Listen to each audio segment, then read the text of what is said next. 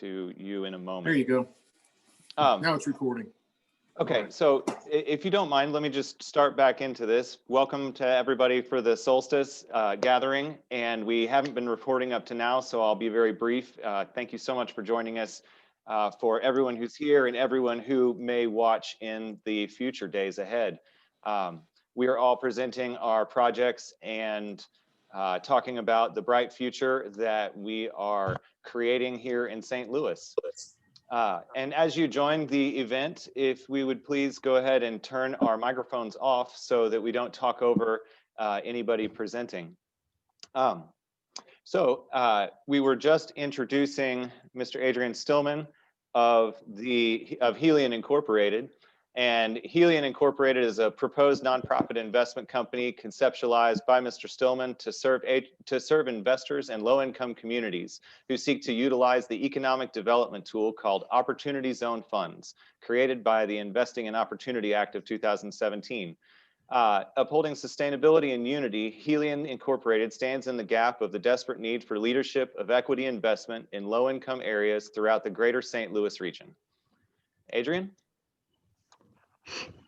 Thank you, David, and thank you, Jeff, for being the polls and organizing this event. I got to witness you both spring it, bring it to ideation, and execute it. So here we all are. And would you know that today, Winter Solstice of 2020 is the 3rd anniversary of the creation of Opportunity Zone Funds. So happy birthday, Opportunity Zone Funds.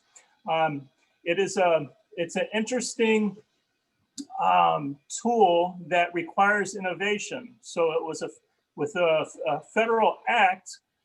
What it's actually doing is creating what we're doing today, which is creating a new localism. So think of a big tax overarching administered by the large IRS organization is actually creating localism. And so that's what we're here to do today. And with Opportunity Zones, I'm here to continue to do my part in innovating it, and I need partners. So listening to Fatima, her projects with the Be Well Cafe and the incubator, the business incubators, it's projects like these that help to build wealth with investors, intentional in making, not just creating money wealth, but growing human wealth as well.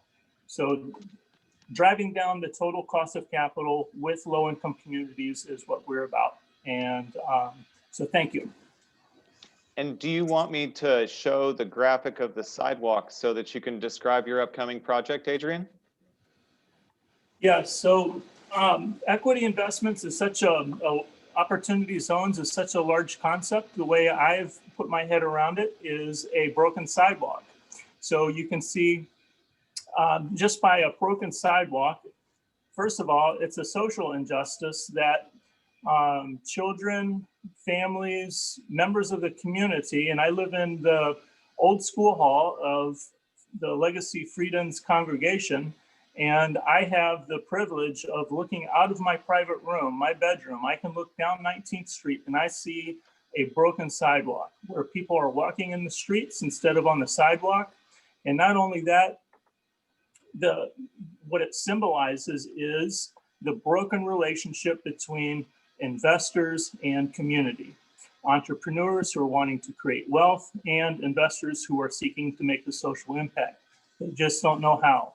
So my idea is to create the opportunity to repair that sidewalk, and in the process to commemorate, to acknowledge, to honor the value of the Legacy Freedoms United Church of Christ that was at 19th and Newhouse for over 150 years.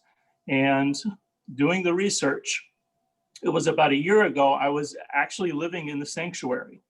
It was dark, it was cold, and I was trying to figure out why I was there. And with my ties and bridges with the United Church, I had realized by going to the Eden Theological Seminary, going into the archives, I realized how impressive this congregation was, not on just the Hyde Park community, but the St. Louis region, and in fact, the country. And would you know that the United Church of Christ today would not be so without this innovative congregation who supported numbers of at least 2 pastors that were key leaders in major combinations of several different denominations, which now create the United Church of Christ. And in fact, they were supportive of a theologian by the name of Reinhold Niebuhr, who was from Missouri and who left profound impacts on leaders of the civil rights movement, including the Reverend Dr. Martin Luther King Jr. and more recently, US President Barack Obama.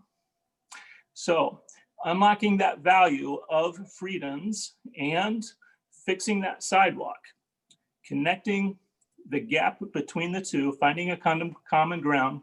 What I am doing, what I want to do is put in replace those bricks that are missing on 19th Street, and in the process, name all of the pastors, put their names of the ministers who pastored freedoms in its history as a timeline in the sidewalk. In addition to that, place a sign that is a historic marker of the congregation, these facts that I'm raising today, including others, in a way that tells the story of the community today. And in that process, it'll raise the funds to initiate Helian Opportunity Zone funds to fund many of the projects that the presenters will be presenting today. Thank you. Fantastic. Thank you so much for describing all of that for us. I really am looking forward to the progress on that. So up next, Fatima, could we have you reiterate your projects? I'll go ahead and reintroduce you. Fatima Muhammad is a serial social entrepreneur motivated by a desire to help improve and transform social and economic injustices while building an entrepreneurial ecosystem. She is a founder and president of the Hyde Park Neighborhood Association of North St. Louis, where she lives and where her startups are located. And welcome again. Thank you again, David. And I'll be really brief. Apiary at the Park is a co-working space, but it's not your normal co-working space. It's a cultural co-working space for creative entrepreneurs, freelancers, new and established small businesses. And what we wanted to do at the Apiary was to provide a safe and supportive space for Black and Brown creative entrepreneurs and small business owners. Our spaces are a little bit different in that they are more on the creative side and not your professional techie side, such as Tech Artesia, Kobo, and some of the other co-working spaces. What we will be offering will be salon suites, there will be a wellness suite, there will be private and semi-private offices. We will also have a culinary incubator / commissary kitchen / ghost kitchen, where those creative food artisans have the opportunity to level up in their business and actually work out of a commercial kitchen so that they're able to do catering, put their products on the shelves as schnooks, and a whole conglomerate of things. The Be Well Cafe is a 501c3 nonprofit organization that will be serving alternative style meals. All of them will be prepared from farm to table using local farmers and local food products. We will also have fresh bakery goods. One of our culinary incubator members is utilizing the space, so we'll always have fresh baked goods as well. We will also have an area in the marketplace that will allow any of the artisans to showcase their product, whether that be honey, body soaps, jewelry, pictures, books, whatever that looks like for them. They're able to rent space in the Be Well Cafe so that the community always has access to their product. They don't have to wait to see them at a pop-up or meet-up event. They can come to the Be Well Market and purchase their goods, as well as their normal staples for everyday fine eating: milk, bread, butter, cheeses, and the whatnot. So we're excited to be in the Hyde Park area. As a resident here for 20 plus years, I couldn't think of a better place to put such a dynamic business. So thank you for having me. Thank you so much for that description, and we really appreciate your presence today. So next up on our presentation list is Mark Pappas of Hyde Park Atelier and of the Arts and Sciences and the Museum Library. Hyde Park Atelier of the Arts and Sciences is an educational charitable arts organization, and they promote the arts and sciences of the Beaux Arts in education and life. And Mark is a good friend of mine. I will just go ahead and let him take it away right there, since I have lost my other little bit of introduction for him. Mark, it's all yours. Tell us about what you got going on. Happy solstice. Thank you, David. Happy solstice. Can you hear me? Okay. Greetings, everyone. Speak up a little bit more, Mark. Okay, greetings, everyone. This program that I am attempting to launch is inspired by the library building, and it's an incredible building, and I have learned so much, and it needs to be shared. And of course, the knowledge in the building that's encoded in the architecture is great knowledge, and it needs to be investigated and realized, expressing the concept of this sense of place. In other words, the library building is mathematical. It's a STEM architectural art and artifact. And it could be studied by school students, college, university students as a means of understanding this sense of place.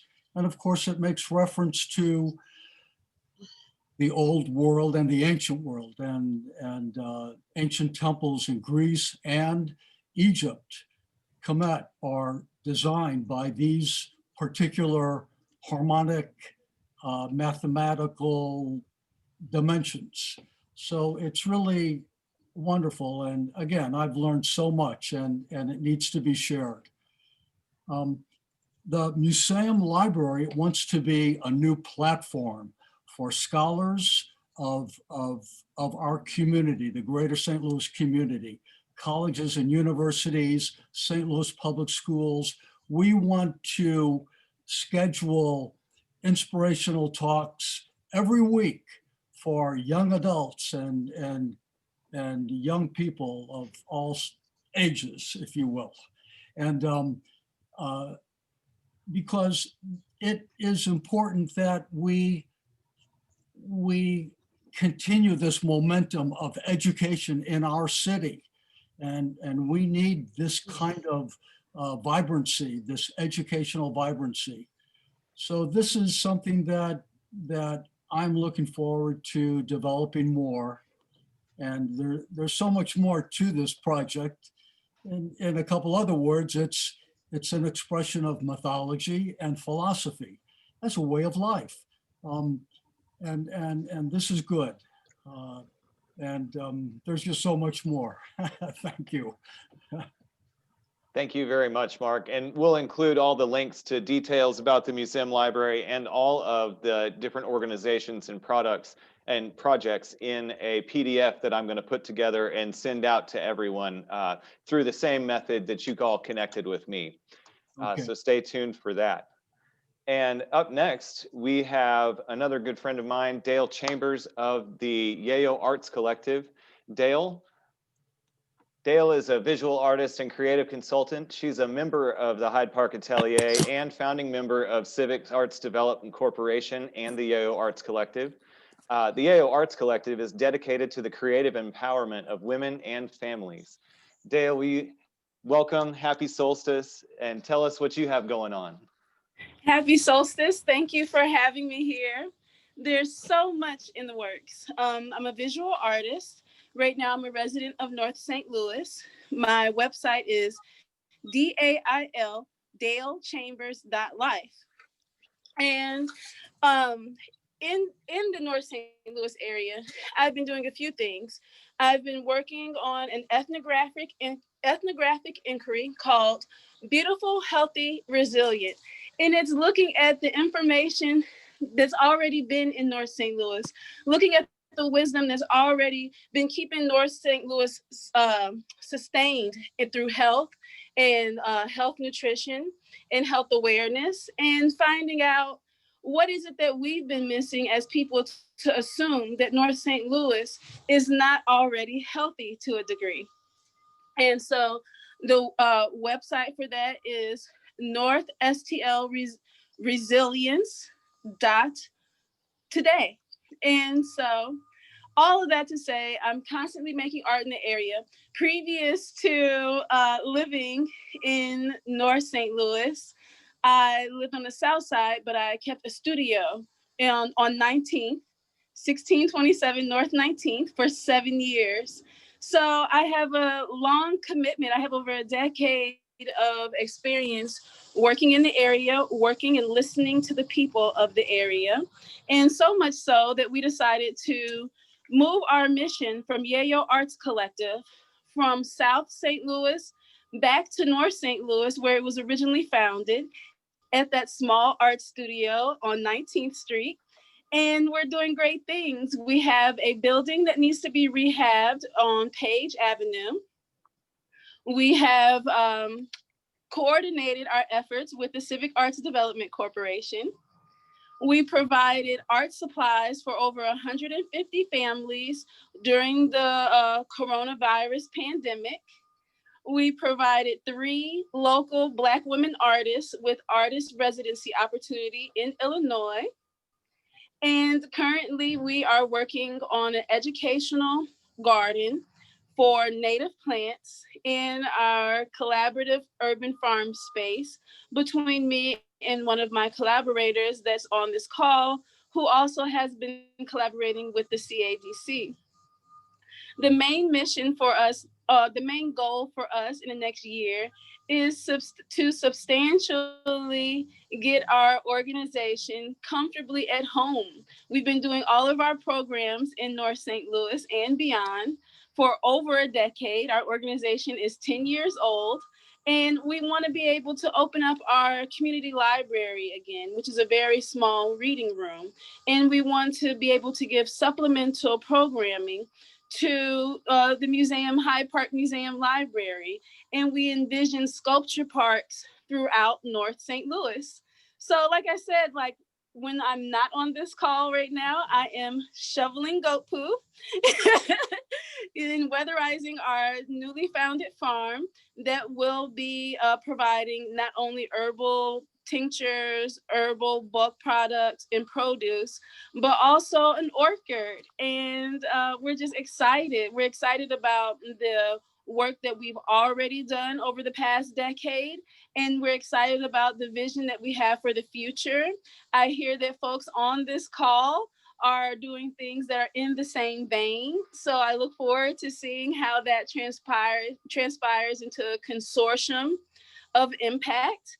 And the main thing is that we have a very ancestral process with Yayo Arts Collective. And I'm so sorry that I'm long-winded. One of the things that we do at Yayo Arts Collective is we actively and through our scholarship research about our own ancestry. Many times we find art practices or social art practices that tells the narrative of ancient civilization and even up to and including post-colonial issues, slavery, and the likes. And it is rooted in our own genealogy. And so one of our mentors and board members is on this call. His name is Norman Ross. And it is an honor and a pleasure for him to give us a few words today about what it is that he sees from ancient civilization being brought to a contemporary format. So I'll end there. You can find out more about all that I do at dalechambers.life. And I look forward to hearing what Mr. Norman Ross has to say about ancient civilization today on Winter Solstice.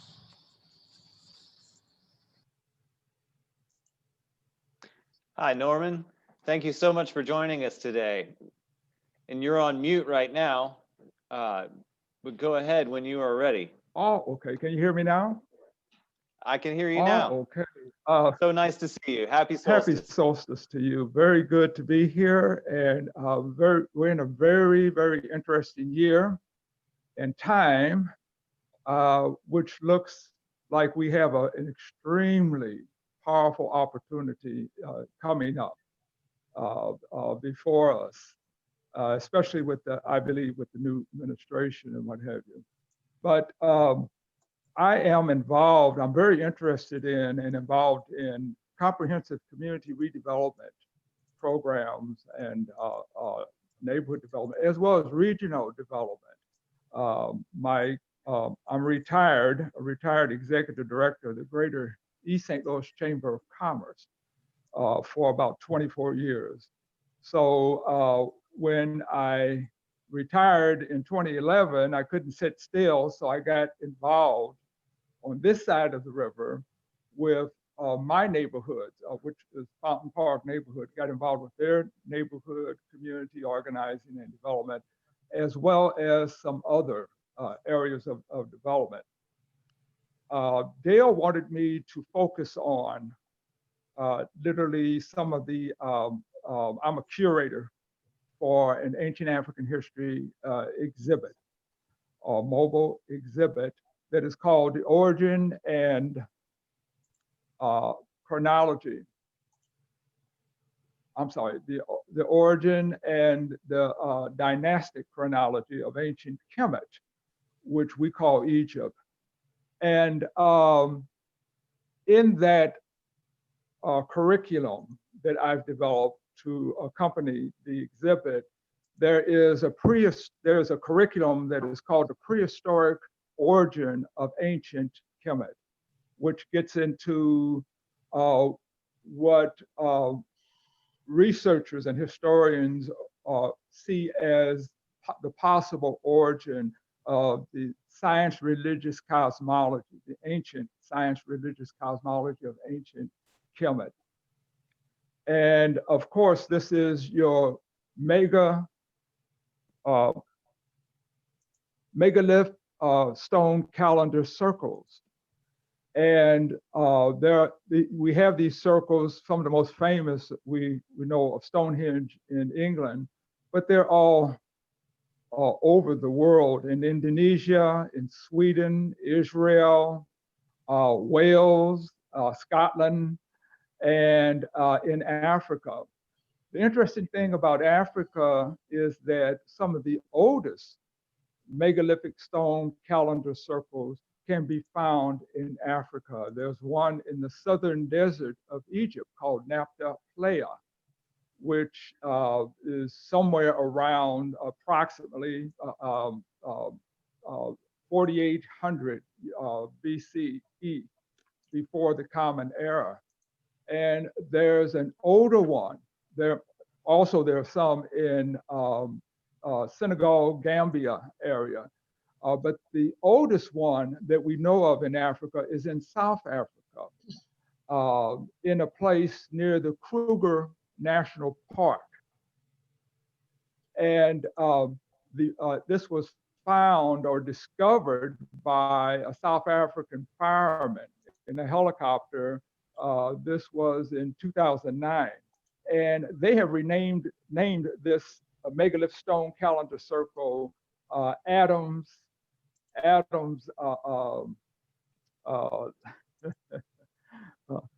Adams Monument, or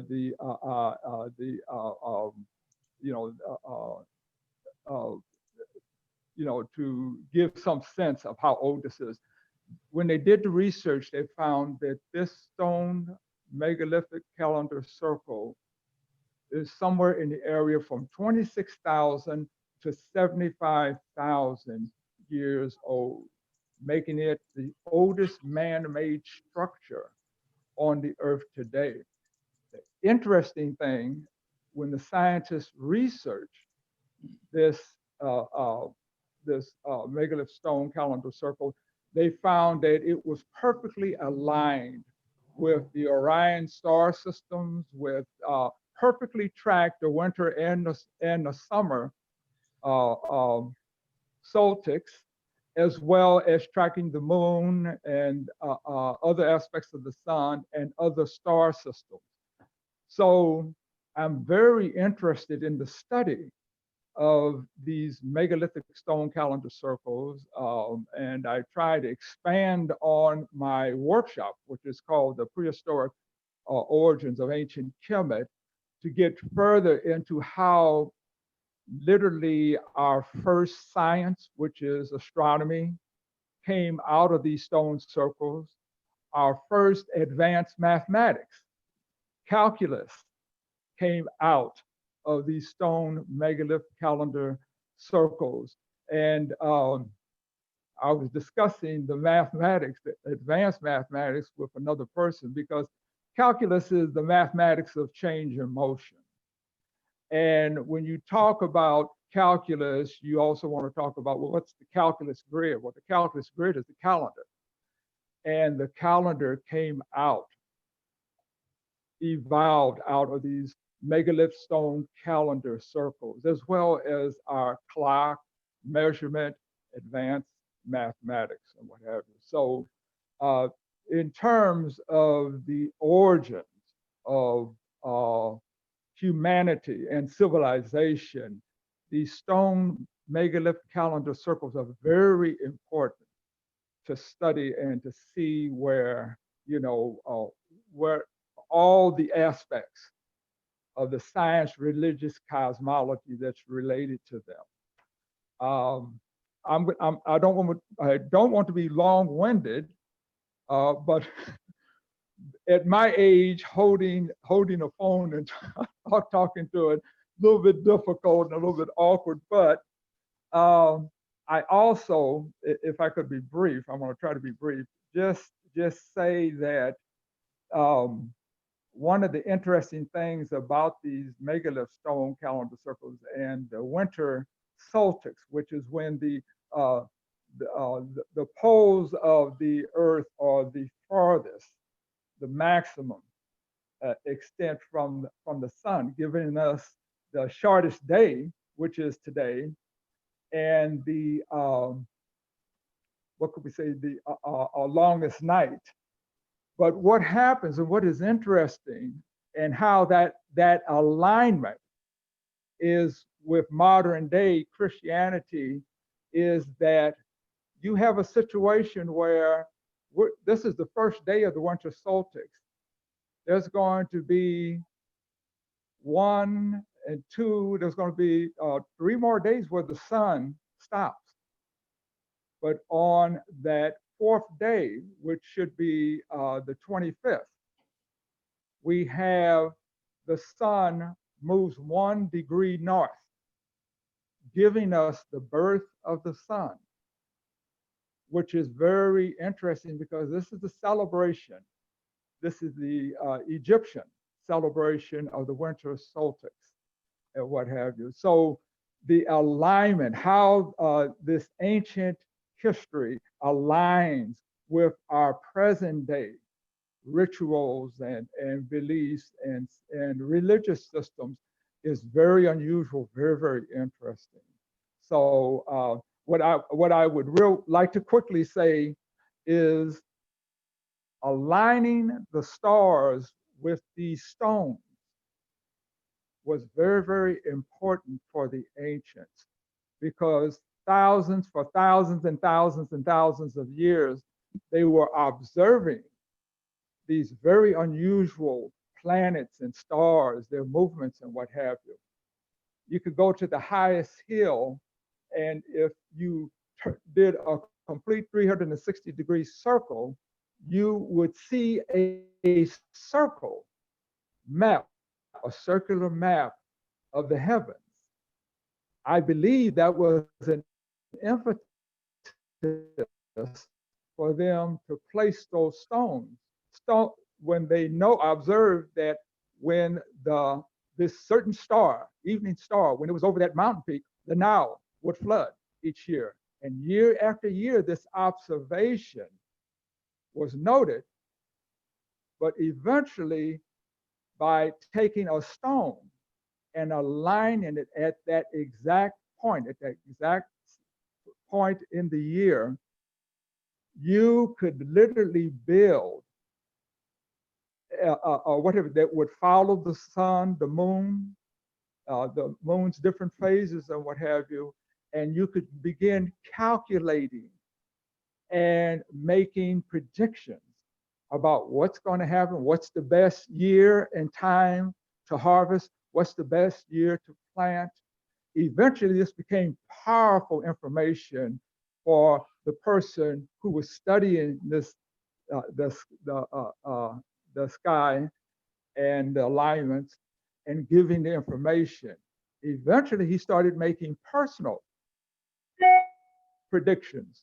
Oh, something happened. Can you hear me? Yes, we can still hear you, Norman. Oh, okay. I am so sorry. No problem. He started making personal predictions and became more powerful. The evolution of religion, institutionalized religion, and your priesthood, and what have you. So I would just like to say, after all, I think you know where I'm going with this. There is a way that one can use the winter solstice to begin aligning your physical body. Sit in your chair, sit still, align your shoulders with your ears, align your feet and your head with the center, the very center of your body, the very center of your being, in a real way. Align yourself with that during this particular time of the winter solstice, and literally begin to understand that everything in the universe is coming out of that center, which is right in the center of your being. Some say 1.5 inches below the navel, but meditation will literally unfold to you that everything in the universe is literally coming out of that center, and you're aligning with it, and you're aligning with everything else in the universe. And so with that, I want to say peace and blessings, and hey, let's transform what's coming before us this year. Thank you. Thank you so much for that lesson, Norman. I totally agree. I'm really excited about all of the alignment that is looking to happen in the near future. And I think that we're in a great stage of transformation. Did you want to say something, Jeff? I was just going to say thank you for that, Norman. And this, if you look at your screen, if you have more, if you're on gallery view, this is the alignment, I would say. This is the alignment in progress.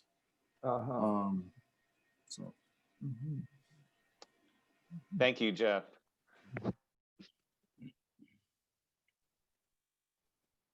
Sorry about that. Next up, we have Tom Brayford of Irresistible Community Builders. And Tom is a local eco-developer who is working on communities where we grow most of our own food, generate energy from renewable resources, and support worker-owned micro-enterprises. I've known Tom for a few years now, and I'm excited about his projects. Tell us about things, Tom. Happy solstice, welcome. Well, thank you. And this is really like homecoming week, like deja vu all over again. Um, Norman Ross there, we go way back. I don't know if you remember, Norman, but when you were in East St. Louis and heading up the chamber over there, I believe that's where we connected on the retrofit ramp up grant application that was right after the last economic downturn back in the and that was really where this whole idea of a network of eco villages got started, because and the initial idea of co-housing communities and then expanding that to a larger, more complete model of combined residential and economic development actually got started in Hyde Park. I was part of Mayor Bosley's housing task force, and living up in Hyde Park in the early 80s, and then working with Father Riker to try to launch this model of co-housing in the Hyde Park area. And we actually, St. Louis University got involved in supporting the idea, and through them, Washington University, and we actually did a program in Hyde Park that I think was held over at Frieden's Church. I know that's also very familiar, because I was part of the Coro Neighborhood Leaders Program, and we did our classes there at Frieden's Church. So it's really, I'm so excited to see all this new energy and a new rebirth, because Hyde Park has had a hard time of it with ups and downs of social and economic revival. So I'm really hoping and praying that this one goes all the way and just keeps going onward and upward forever. So best of luck to all of you. Even the kinds of projects you're doing are reminiscent. I was on the board. No, I wasn't the board. I was assistant director at Hyde Park Alliance, and raised a lot of money for the neighborhood. Well,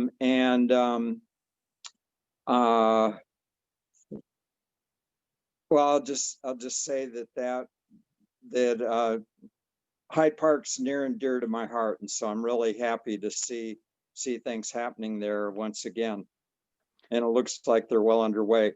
So this whole idea of a network of eco villages, the basic building block, like I said, that got started in Hyde Park, we had planned to do a co-housing neighborhood in the area of Trinity Lutheran Church, where the city owned some properties that they were looking to redevelop.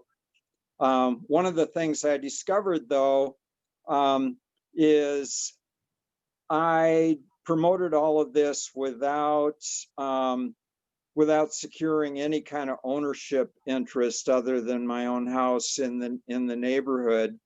And so when the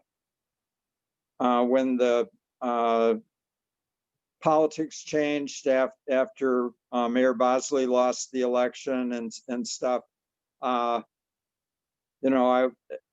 of my work kind of came to an end there.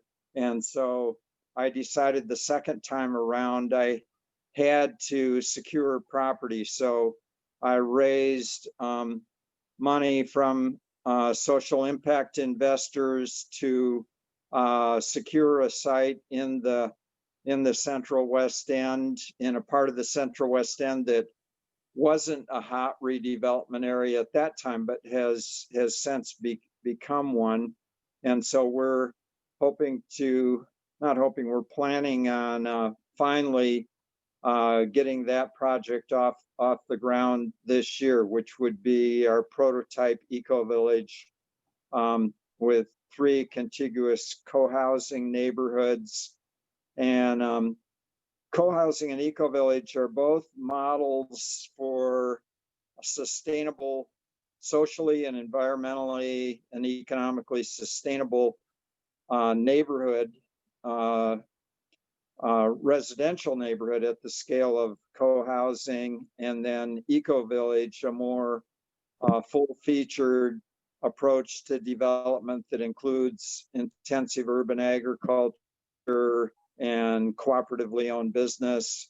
Doesn't have to be cooperatively owned, but we feel like that is the most empowering thing for people that are already living in the neighborhood, and creates a way to, I like to say that the best way to create affordable housing is to pay the people that build it a living wage, and then they can afford to live there. So that's part of our model. We're very interested in addressing the environmental and climate issue. And so our model has evolved to be net positive in food, power, water, employment, and transportation. We figure if we cover all of these bases, then it can be sustainable. The big challenge is that we've bumped up against is that it's relatively easy to design, as some of you folks are doing with various projects in Hyde Park. Well, I won't say relatively easy. But it's the harder piece, I think, is in figuring out how to get there from here. And I'm forgetting the name now, but the fellow that's working on Opportunity Zone and seeing if there's a way you can link up investors with entrepreneurs. That's part of our model too. We're in an Opportunity Zone here in Hyde Park. I mean, in the Central West End, Eastern Central West End, and that I do believe I'd like to collaborate with you, because I do believe that could be the beginning of a real renaissance in the St. Louis region. As you know, Norman, most of East St. Louis is in the Opportunity Zone. So my vision, and it's not just mine, it actually came from my friend Bob Brantley and his wife Astra Brantley, who are Bob's from St. Louis, family of Baptist ministers, and his wife is also an ordained minister, but a therapist, and they've become our remote partners, and it's really, and Bob has a background in Opportunity Zone and finance, and so he's put together a qualified Opportunity Zone fund for us, and his vision is to rebuild East St. Louis and unite the two sides of the river. My son lives in Portland, Oregon, that's on two sides of the Willamette and Columbia River there. and with bridges going back and forth, and really vibrant on both sides. And I can see that St. Louis and East St. Louis could be something way beyond Portland, even in terms of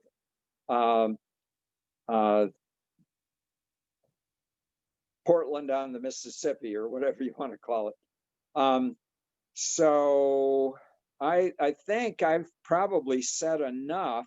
And are you going to have some time for questions and answers? Because that's actually the way I respond best. I like to really find out what it is that people are wanting and needing and are interested in, and tie that. I can almost always tie that into what our plans are for developing this network of eco-villages. And the idea is we're looking at some rural sites as well. So I think there's some real synergies in bridging that rural urban divide, as well as all the other divides that we have in our society, and some real economic and cultural opportunities in bringing those two sometimes warring elements together. So I'll just I totally agree, with Tom. There's a lot of synergy to be had. And for everyone's time this afternoon, we're going to just make it a concise presentation series. But then I will provide a PDF of everybody's information and how to get in touch with each other. And we can definitely organize another Zoom chat so we can all kind of brainstorm about the synergy in the near future. So thanks so much, Tom. You're welcome. And up next, I'd like to introduce Samaya Suddath with the North St. Louis Mindfulness Project. Samaya is a yoga and meditation instructor, a full spectrum doula, Usui Reiki master, and a visual artist. Her graphic design and meditation are featured in the North St. Louis Mindfulness Project, and I'm going to include links to this really neat stuff in the PDF. But for now, take it away, Samaya. Thanks so much for being with us, and welcome. Happy solstice. Okay, happy solstice, everybody. Can you all hear and see me okay? Yes. Okay, great. Yeah, I'm outside doing a little bit of farm work, which I'll talk about towards the end. But I thank you to David and Mark and Dale, who invited me to be a part of the North St. Louis Mindfulness Project. And I'll just give an overview of the work that I did for that project, and then other ways that I'm doing work that is similarly in the same vein. So for the North St. Louis Mindfulness Project, the summer solstice, we had a gathering and I led folks in a guided and silent meditation.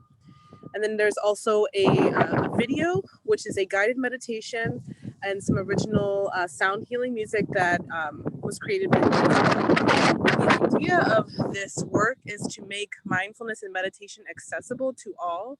So the video, as well as a flyer, is about starting a meditation practice and approaching meditation from a beginner's mindset. But I think if you are going to meditate, you always need to keep a beginner's mind because you never stop learning. So those materials should be available to people of all walks of life. You don't have to have a background in meditation or mindfulness or any other spiritual practice to begin. And just like with the video and the flyer and the website and the project in general, I think it's best to start somewhere, maybe 1 to 3 minutes every day to begin with. And then as it feels comfortable for you, you can increase your practice. And I would just like to add a little bit more about some of the collaborations that I'm doing with Yayo Arts Collective. Just like Dale mentioned, we're having an urban farm collaborative. And with this urban farm collaborative, we also do envision having mindfulness aspects incorporated. I'm sure many of you who've ever gardened or tended to your yard or plants know that you can get into a deep state of meditation in gardening and working with plants and being outdoors. And so it is our vision to incorporate mindfulness into everything we do here.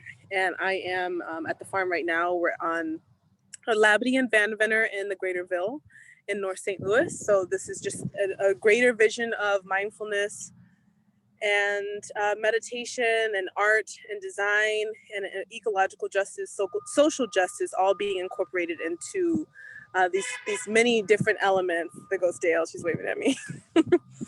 Yeah, but I'm just so happy to be a part of this this talk today on the solstice. Is such an important day for all of us, and I know it's been a tough year, and I hope to see all of these projects bloom and have lots of interconnection here.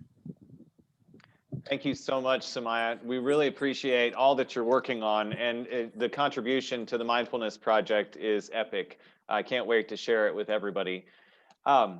And so to wrap things up, I just want to mention that along with Mark Pappas and Dale Chambers, we started a nonprofit community development corporation this year called Civic Arts Development Corporation.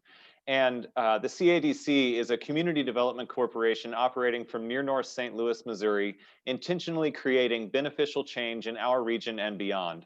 The mission of Civic Arts Development Corporation is the integration of human and education redevelopment through the arts and sciences. And we feel that part of civic restoration is both bodies and buildings. That's just it in a nutshell. We plan on creating all kinds of art campaigns and community campaigns that really draw people out into the community and create this joyous, powerful St. Louis community that we feel can be rejuvenated in North St. Louis and in this whole region. But I have invited Ms. Mohammed to wrap things up with a closing today. Before we head into that, would anyone else like to add something to the meeting? I can't hear you, Adrian or Jeff. I was just gonna invite, I would love to know who everyone is here. And I would just invite anyone who hasn't had a chance or has been recognized to let us know why you're here, who invited you, etc. AT Studio, I don't know who you are. Can you chime in? Hi there, I'm Angie Turner. I am an educator and a quilt maker here in St. Louis. And what I'm trying to do now is I'm leaving public education soon, and I'm looking at developing my artwork more. And really what I'd like to do is have a studio that doesn't just include me, but includes other artists.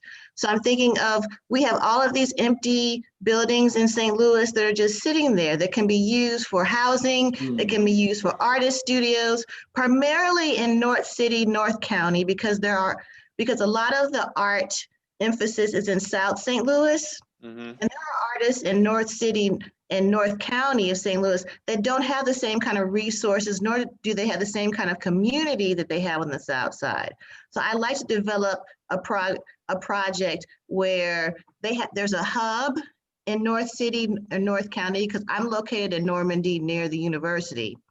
But find a place where people can come. It's not only an art studio, but an arts incubator, because many people are artists, but they don't have the business skills to develop an art business for themselves where they can sustain themselves. So that's my goal. Thank you so much, Angie. It's a pleasure to meet you.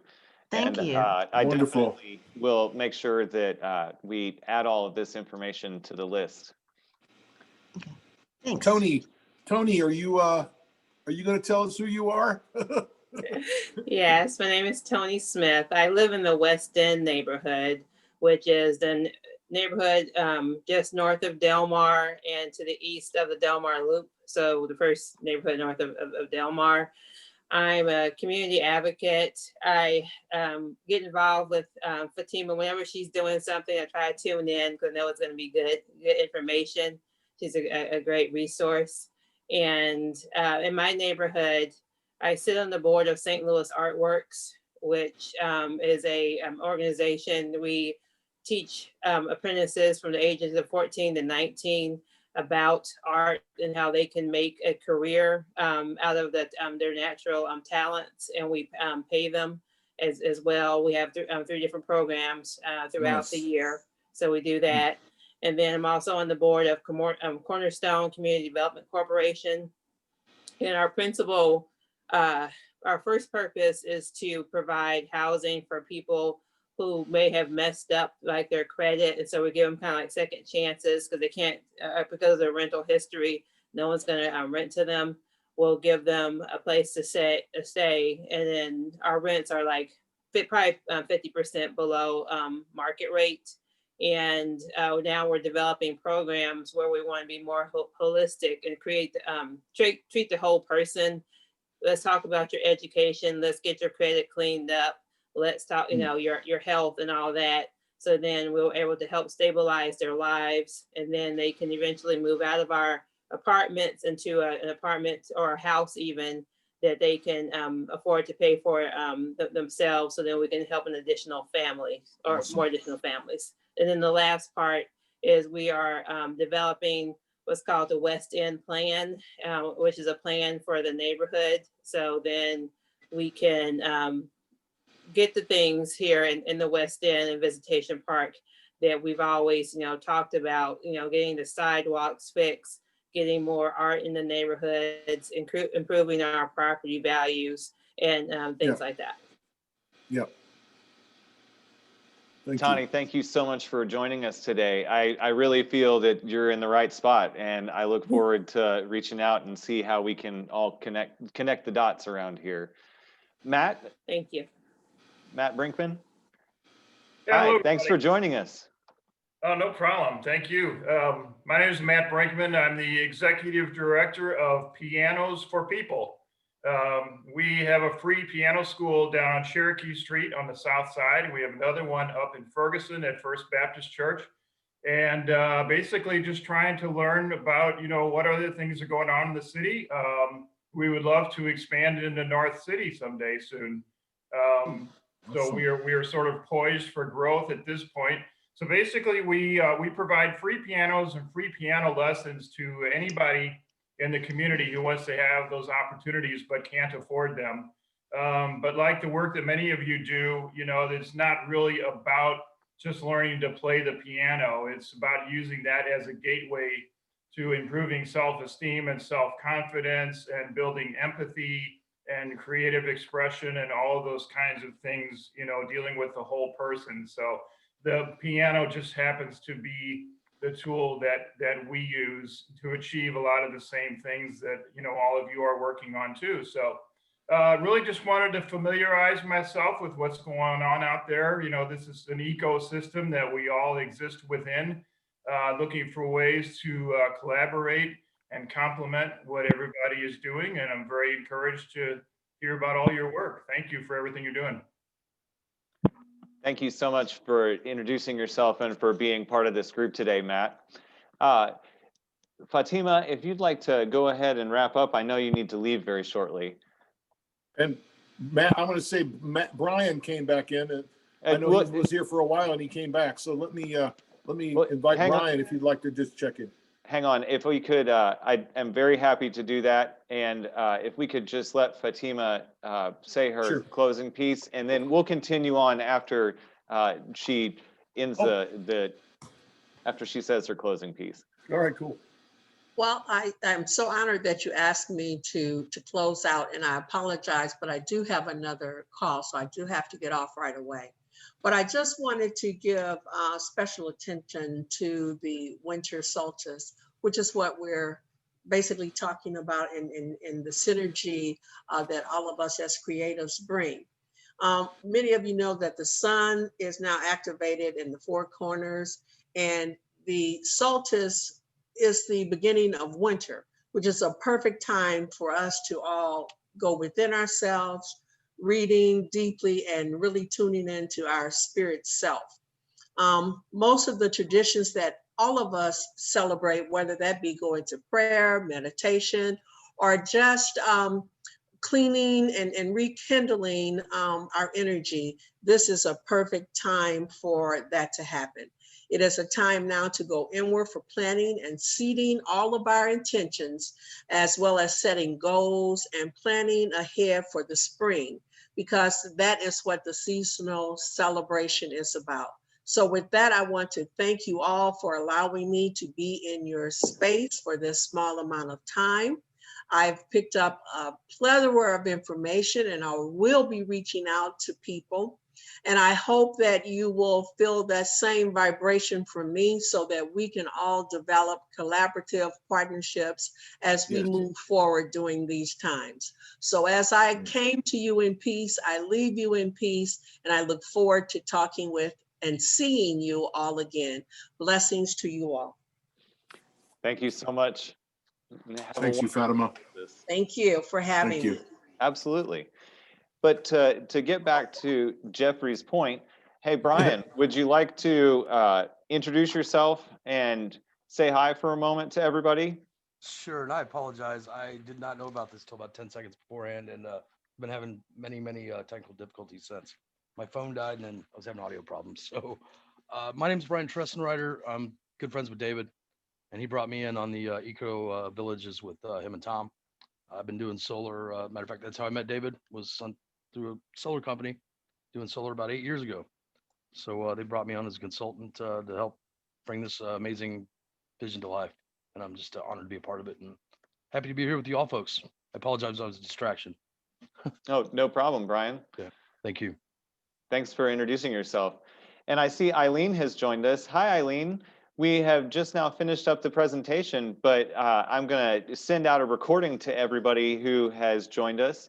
And right now we're just going around the circle and introducing ourselves. Would you like to tell us who you are and what you have going on?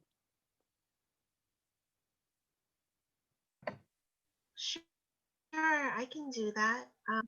My name is Eileen Chung. I am an artist and art therapist. I currently run a small LLC called Elemental Integrated Healing Arts Design, combining the practices of yoga, art therapy, and mindfulness to relieve compassion fatigue among professionals in caregiving and social justice. I'm sorry, Eileen, you kind of cut out for a minute back there before you mentioned social justice. Could you explain the last part again after the Elemental Integrated Healing Arts Design?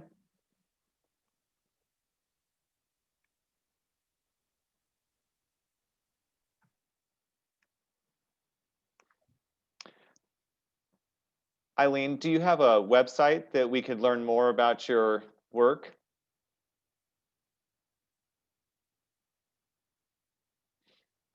Well, I hope to, I'll find out more about Eileen's connection and contact information, and I'll make sure that I include that in all of the information that I send out following this event. Thank you so much for joining me today and joining this gathering of intention and expansion. You know, the solstice is a great and wonderful day. We also have the added impetus of a great conjunction with Saturn and Jupiter coming close together in the sky and forming what they call a Christmas star. And then the other one is that for the first time in 200 years, the great conjunction on the solstice will be moving into what they call the air signs of the zodiac, which in many ways, in many texts, in many different groups of people around the world, they believe that this is the dawning of a new age for humanity. And I think that all of us having all of these ideas about the beneficial projects that we're bringing to the community are really the leading edge of this thought here in our St. Louis region. And I just look forward so much to interacting with all of you in the days ahead, because I think that we can bring a lot of hope, joy, and empowerment to our community. Would anyone like to say any final words? Okay, well, with that, I'm going to go ahead and sign off, and I will make sure that I copy this chat so that we save the pertinent information.